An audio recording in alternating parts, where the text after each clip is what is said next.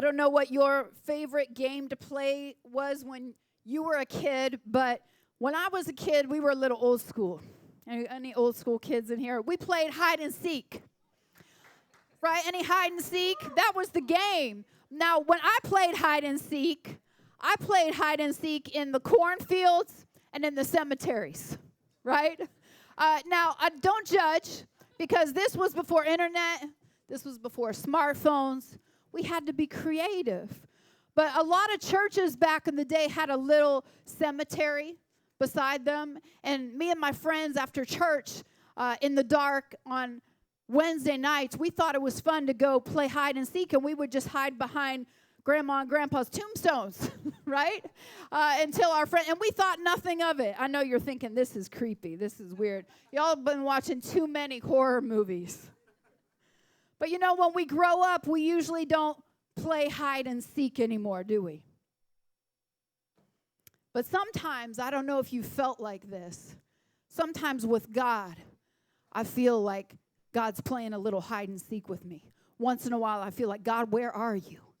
God, where are you when I'm struggling? Where are you when I'm hurting? God, where are you when I'm doubting? God, where are you when I'm sick? God, where are you when I'm afraid? And sometimes the biggest question I ask is when I mess up. When I fall short, I say, God, where are you when I mess up? I remember one time my son was 3 years old. I can talk about him because he's not here. He's watching online. And I remember he was 3 years old and he wouldn't take his nap. And he knew he was in trouble because he wouldn't take his nap. And so I went to find him, and we were working at a big church in a movie theater at the time, right off of Pack Highway, and I couldn't find him. And now, moms, you know the feeling, right? After a few minutes, you're like, okay, he's got to be around here something. After 5 minutes, you're like, okay, where is this child of mine? After 10 minutes, I'm like full-on panic mode, ready to call 911. Where is my son? I was thinking worst case scenario. Isn't that where we go? I think he escaped out the door. He's on the highway somewhere. Oh, God, what's going to happen? So I'm ready. I pick up my phone. I'm ready to call 911, and I hear this little snicker. Back in the corner, hiding under my desk. Let me tell you, y'all, we're all laughing about it today. But let me just say, back then, we weren't laughing about it. But isn't that interesting? Isn't that what we all do with God? When we mess up, we kind of want to run and hide. When we know we did something, we kind of run and hide. And we run and hide from God. So where is God when you mess up?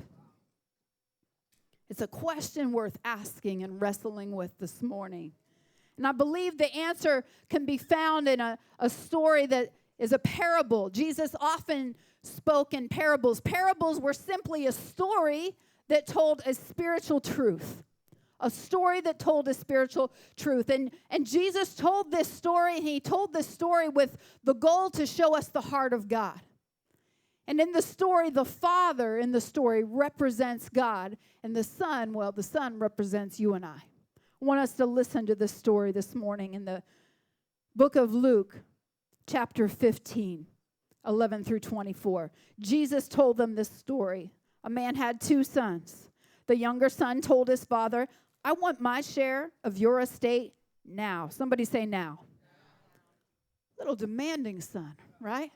He said, I don't want to wait till you die. I want it now. You know those people? Like push your buttons? Yeah, he was pushing. He said, I want it now before you die. So his father agreed to divide his wealth between his sons. A few days later, this younger son packed all his belongings, moved off to a distant land, and there wasted, say wasted. He wasted all his money in wild living. About the time his money ran out, a great famine swept over the land, and he began to starve. He persuaded a local farmer to hire him, and the man sent him to work in the fields and feed the pigs. The young man became so hungry that even the pods he was feeding the pigs looked good to him. but no one gave him anything. You know you're in a desperate place when pig slop looks good. When he finally came to his senses, he said to himself, at home even the hired servants have food enough to spare. Here I am dying of hunger. I will go home to my father and say, Father, I have sinned against both heaven and you. I'm no longer worthy of being called your son. Please take me as a hired servant. So he returned home to his father, and while he was still a long way off, his father saw him coming. Filled with love and compassion, he ran to his son, embraced and kissed him. His son said to him, Father, I've sinned against both heaven and you, and I am no longer worthy of being called your son. But his father said to his servants, Quick, bring the finest robe in the house and put it on him. Get a ring for his finger, sandals for his feet. Kill the calf we've been fattening. We must celebrate with a feast, for this son of mine was dead, and now he's returned to life. He was lost, and now he was found. And so the party began. We're going to break down. Come on, give it up for the word of God this morning. We're going to look at this story and dive a little bit deeper and ask the question, where is God when I mess up? I want to welcome to the table Pastors Arianna and Brandon this morning. So I already told on myself that, I hide in cemeteries and cornfields when I was growing up. But really, how do we play hide and seek with God, like when we mess up? Can we be real this morning? Yeah, please. I think for me, I often retreat or try to go into isolation from other people in God as well. And I grew up in church, so there wasn't really ever a period where I wasn't going to church, but in going to church my whole life, you learn how to put on a face that isn't necessarily authentic. That's right. And kind of hide in plain sight a little bit. You can hide from God in church. Pretend all's good and go through the motions, but really just kind of be disconnected and not vulnerable. Yeah. Yeah, I really relate to that. I think I've experienced the same, where I'll be like wanting to learn things about God, but I don't want to get too deep to the point where, I talk to God about my sin. I'll be like emotionally hiding from God. Like, hey, God, I'll, sing the worship songs, I'll read my Bible and stuff, but I don't want to go so far that, you change me, the point of confession and finally healing, but it's like you're losing something when you hide from God. So. That's good. I think all of us do what Adam and Eve did. Let's go all the way back to the garden, right? Mm-hmm. What was the first thing that Adam and Eve did when they messed up? They hid. Yeah. They hid from God. And so I love this story because it really brings some truth to life that I think has the potential to really transform us. So Brandon, get us started. Absolutely, yeah. So we all can relate to this story on some level because we've all messed up. And if you haven't messed up, you're lying. You have messed up, right? You're a liar. Our mistakes are what the Bible calls sin, right? You hear that S word, sin, a lot in church, right? And sin is this one common denominator that kind of stretches across the human experience. Right. It doesn't matter if you're a man or a woman, or if you're young or old, or if you're rich or poor, whatever. Everyone has sinned. And the Apostle Paul says this in Romans about sin. For all have sinned. Let me just say all. All. For all have sinned and fall short of the glory of God. The truth is, we've all messed up in the past, and we're probably all going to mess up in the future. We all sin, right? And I love how Paul doesn't say some of us sin, right? Or, a lot of us have messed up in the past, but all have sinned and fallen short of God's glory. Yeah. And I think it's really important this morning to remember that sin doesn't discriminate. I think sometimes we can think, that person is just above sin or whatever. Or I'm above sin because I'm going to church. Sin doesn't discriminate. Yeah. We all mess up. We all fall victim to it. I'm a sinner. You're a sinner. We're all sinners. We can have that honest conversation, right? Yeah. And it's good to acknowledge that reality so we can accept the remedy, right? That's good. If I get sick or injured and just kind of hide it, I'm not going to get better. In fact, a couple weeks ago, I had a friend who got hurt at work, fell down, and hid it. Didn't want anyone to know. Didn't want their boss to know. And they ended up calling me and saying, hey, I think I broke my leg. Will you go to the emergency room with me? And God willing, he didn't break his leg at all. But he wasn't going to get better if he was hiding it, right? That's like right. walking That's on it, right. pretending everything was good, was not going to heal that leg. You need to Yeah. acknowledge you need some help sometimes. Yeah. And I think this is really interesting when we talk about sin in the world. We don't have to be a Christian. I know church is kind of sin is a churchy kind of word, but we don't Right. have to be Christian or church people to realize that there's some sin in the world. Right, Can we right. be real this morning? Yeah. Like there are some unbelievers that I know that will tell you about the greed and about the violence and about the dishonesty in our world, and they know that there's something wrong with that. That's That right. isn't how we should act as people, right? That's right. Even if we're not believers, right? The theological description for sin in the world is we live in this fallen world, and we can go all the way back, like you were saying, Pastor Beth, to the Garden of Eden with Adam and Eve. Right. And when Eve deceived Adam, right, and the serpent deceived Adam and Eve, they questioned God's goodness. That's where it all started. It questioned if God really was good. That's right. And every one of us since then has been in their footsteps as well. We have questioned, I know God says that, but is that really true? Is God really good for me, right? That's good. But if we go back to the story we're talking about this morning, right, Jesus tells this parable about this son who, like you were saying, basically asks for his father's inheritance while his father is still alive. Kind of insulting, right? If you have kids of yourself, imagine one of them coming to you and saying, hey, I'd like to cash out. Your now, life insurance policy. I know you're still alive, but I'm kind of done with this relationship. Wow. I want all the money. He takes the money, he leaves his family, and he spends it all on things that he thinks are going to bring him joy. Yeah. Alcohol, parties, crazy living, right? Yeah. And it was probably fun until it wasn't. Right. And some of us have been there, right? Where we've been in sin and it was fun until it wasn't. That's right. Until sort of what's this? The music we came. What's the music? I don't even know. I don't know. The ended. I don't know. Something like that. Yeah. But until we kind of sober up and realize, whoa, actually that wasn't very fun, right? Yeah. And a pastor that I listened to, he had this quote. It basically said that one of the worst things about sin is that it works long enough for us to get lost in it. Wow. It works just long enough for us to forget who we are, right? And we start asking the question once that initial thrill wears off, how did I get here? Right. Like, how did it get this bad? Yeah. Right? I never thought I'd be here, and That's here I right. am, That's right? right. And when this son ends up starving, he ends up asking that question. How did I get here? The Bible tells us he's with pigs, and he's like salivating over what the pigs are eating. Yeah. And he's probably thinking, how did I get here? And this is what he says. When he finally came to his senses, he said to himself, at home, even hired servants have food enough to spare, and here I am, dying of hunger. I will go home to my father. Yeah. And I think we really see a lot of this in our culture, our American culture. We're taught the value of our independence. Right. Come on. We celebrate Right. it in July. Independence, freedom, right? It's this glorified thing. Yeah.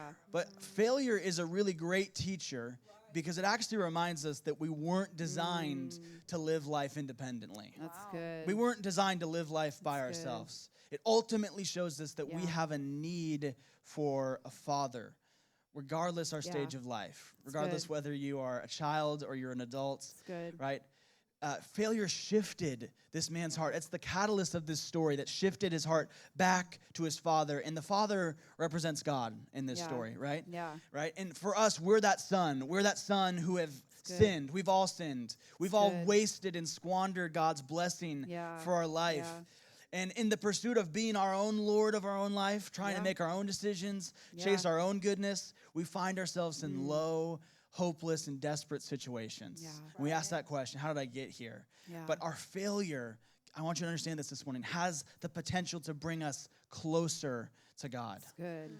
It's That's good. our response that really Yeah. matters. So I want to ask you, how has failure taught you Yeah. both to depend on God as your father?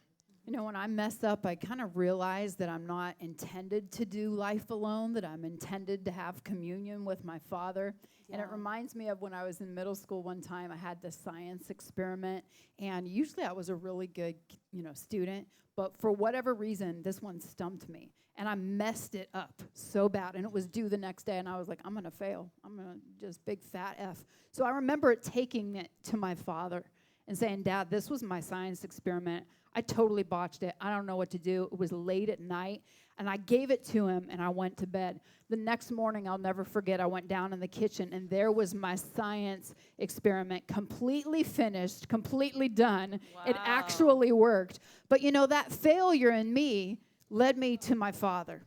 And I think when I mess up and I fail, that's when I need to say, okay, God, I need you. I can't do it on my own. Yes, that is so, so good. I like what you said, Pastor Brandon. Failure can lead us a lot of places, right? And for me, failure in my life has really showed me where I'm placing my identity, like who I am, what am I worth. And when I fail, I realize how many things that I place my value in that is not God. When I mess up at work, when I'm not as successful as I want, when I don't meet the goals that I'm dreaming of, I'm like, wait, I'm like devastated when I fail. I'm like, it's like the end of the world for me. And then I'm like, why? Yeah. Why is it the end of the world for me? And it's because I'm placing my value, my identity in something that's not God. And that ultimately leads me back to the Father, because when we rely on God for our identity, rely on our Father for our identity, we can realize that God is never changing. He's not going to change. He's not going to fail. Yeah. So it's a kind of new stability and confidence when we put our trust in Jesus and as God as our Father. And in today's verses, there's this son who messes up and he makes a false assumption, okay? I don't know if you've ever made a false assumption, but I sure have, especially living in Washington. Sometimes it's so nice outside, it's sunny, and you step outside and it is cold. It feels like winter, and you're like, man, I assumed it was going to be a nice day, but I need a coat, right? We can make some false assumptions in our lives about people or about situations, and this young man made false assumptions about what was best for his life and even about his value. And through this mistake, he said, you know what? Because of my mistakes, I'm disqualified from being a son. He says this, I will go home to my father and say, Father, I have sinned against both heaven and you, and I am no longer worthy of being called your son. Please take me on as a hired servant. He thought, I messed up, and my dad is going to disown me. He's never going to claim me as his own. He even goes so far as to say this, I'm no longer worthy of being called your son. I think that's so interesting, because it kind of is saying, being a son is something to be earned. It's something to be achieved, but that's not true. Right. Being a son or a daughter of God does not mean you have to meet a certain standard. And today for this young man, he made the mistake, as we often do, that our mistakes prohibit us from our position as God's children. That's a lie. We're sons and daughters of God, even when we mess up, right? That's right. But so often, I think, me included, we all just allow our failures to define us. We allow them to tell us who we are. But for this son, he was in for a strong reality check, because what he didn't realize was that his father's love was even bigger than his mistakes. Yeah.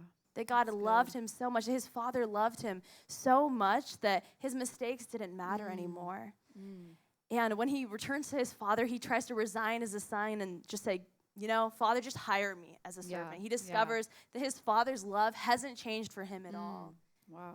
And I think for some of us today, we're at the point where, we've made mistakes, but we just need to receive God's love for us and know that our mistakes don't overshadow God's love and forgiveness for us. That's so good. And I love what the Apostle Paul says in Romans. He says this, powerful verses, and I'm convinced that nothing can ever separate us from God's love. Neither death nor life, neither angels nor demons, neither our fears of today nor worries about tomorrow. Not even the powers of hell can separate us from God's love. No power in the sky above or in the earth below. Indeed, nothing in all creation will ever be able to separate us from the love of God that is revealed in Christ Jesus our Lord. Today, I want you to remember that there is nothing that can separate you from God's love. There is nothing. There's no mistake you can make. There's no thought you could think. There's no action that you could take that would separate you from God's love. There's nothing that can change your position, that can change your status as a child of God. That's good. But if that's true, it can be hard to believe sometimes. So why do you guys think it's so easy to allow failure to make us feel unworthy of God's love? That's good. I think we've, experienced that maybe in other relationships. If we're, just being real, there's been people who have failed us. Yeah. And it changes the relationship, right? Yeah. Bridges get burned, and it's scorched earth, and, there was trust, and then there isn't trust anymore. And maybe we've been the person that started that, right? Where we've messed up and hurt people and brought relationships to rubble. And I think we are mistaken in that, believing our actions and and things earn us God's love. Yeah. When in reality, and this is kind of a breath of fresh air to realize this, there's nothing you can do to earn God's love. He went to the cross without you earning it, without you deserving it. He still went to the cross for you. Yeah, that's good. And we live in this cycle where we try to earn it. And the minute we mess up, which, inevitable as humans, right? Fallen world, sinful creatures. The minute we mess up, we think we're disqualified. We are not worthy of it anymore. And I think the good news, it sounds blunt, but the good news is, hey, you didn't earn it from the beginning. You weren't worthy of it to start. Before you messed up, you weren't worthy of it. And you're still not worthy of it, but God gave it to you freely, and we can still receive that. That's so good. When I mess up, when I sin, we don't like to use the S word. When I sin, it really reveals what I truly believe about my relationship with God. Am I relying on my goodness or on the goodness of God when I mess up? In the moments of my worst failure, I recognize that I have a Father who loves me in my worst failure. Wow. In spite of my worst failure, I have a Father in heaven who loves me. And, we are human beings, right? We're called to be who God's called us to be, not human doings, right? But the last part of this story I love so much. It really hits home. I want you to pay attention for a moment to what the Father does and his reaction to his Son, okay? Because this really reveals the heart of God towards you and toward me. So he returned home to his father, and while he was still a long way off, his father saw him coming. Now, when you slow down and read that verse, you think, how did the father see him if he was so far off? That means the father was actually watching and waiting for his son to come home, right? He wasn't just busy doing something and heard a knock at the door. He must have been looking, wait a minute, that looks familiar. Could it be? Could it be my son has finally come to his senses and come home? You want to know where God is when you mess up? He's watching. He's waiting. He's looking. That's good. He's just waiting for you to turn around and come back home. God is not the one who moves. In the story, the father was there. He stayed put. He was immovable. It was the son that was on the roller coaster, right? What do I want? I want all my money. What do I want? I want to go party. Oh, no, that didn't work out. I need to go back home, right? It was the son that was up and down, but the father's love was consistent through the entire time. And I don't know about you, but when I allow myself to follow my feelings instead of my faith, that's usually when I get into trouble, right? And I love it that it goes on to say, filled with love and compassion, he ran to his son, embraced him, kissed him. His son said, Father, I've sinned. I'm not worthy. But he says, no, you're always going to be my son, and we're going to throw a party. In the story, it's interesting to note that both the father and the son run. The son ran away from home, right? But the father always ran towards the son. He always runs toward the son. God will always run to meet you in your mess. He will always run to meet you in your mess. When you make a mistake, when you run in the wrong direction, here's the thing. You got to ask yourself, am I going to run from God, or am I going to turn and run for God? Wow. That's the question we have to ask ourselves when we mess up. God is asking us to run in the right direction. We're all going to run. The question is, which direction are you going to run when you mess up, right? I love 1 John 1:9. If we confess our sins, he is faithful and just to forgive us our sins and cleanse us from all unrighteousness. It's a conditional promise, right? Do you notice that in the verse? It says, if you do this, then this will happen, right? We all get this. Parents, we tell our kids, if you clean your room, you can go play. If you do your homework, you can watch a movie, right? We get this. And God says, I promise to forgive you. And I really felt this morning compelled as I was praying, if God promises to forgive you, will you forgive you?